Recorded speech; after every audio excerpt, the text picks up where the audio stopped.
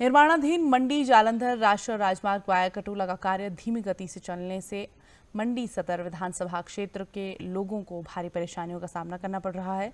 हाल ही में केंद्रीय राज्य मंत्री अजय टम्टा ने हाईवे निर्माण का जायजा लिया और निर्माण कर रही कंपनी सहित सरकारी अधिकारियों को 7 दिन के भीतर मार्ग को हुए नुकसान की रिपोर्ट देने और 10 दिन के भीतर मार्ग को दुरुस्त करने के निर्देश दिए थे, जिसके बाद अभी तक कोई प्रगति होती नहीं दिख रही है। मंडी सदर ब्लॉक विकास समिति के उपाध्यक्ष भुवनेश्वर ठाकुर ने लोगों की मांग को देखते हुए हाईवे निर्माण कर रही कंपनी को 15 दिन के भीतर सड़कों के हालात सुधारने का अल्टीमेटम दिया है।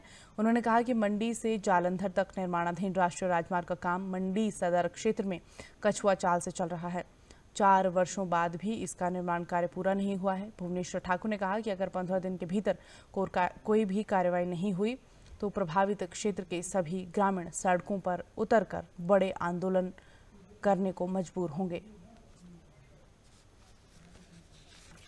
सड़कों में सड़कें कम, गड्ढे ज़्यादा। और ऐसा नहीं है कि बरसात के दौरान ही हुआ है, बरसात से पहले भी आज 3-4 वर्ष का कार्यकाल हो चुका है इस रोड के काम को चले हुए। और हमें लगता है कि हम किस युग में जी रहे हैं। हमने बड़े स्पष्ट शब्दों में मंत्री जी से कहा है कि अब की बार अंतिम बार हम आग्रह कर रहे हैं, इसके बाद हम लोग आंदोलन करेंगे और वो भीषण आंदोलन होगा। तो मंत्री जी ने हमें आश्वस्त किया है कि अब इसी महीने 15 दिनों के अंदर अंदर जो है हम इस रोड को दुरुस्त करने का काम करेंगे। और उन्होंने वहाँ पे NHAI के अधिकारियों की भी क्लास लगाई है और PD को मौके पे 1 हफ्ते के अंदर अंदर रिपोर्ट देने के लिए कहा था।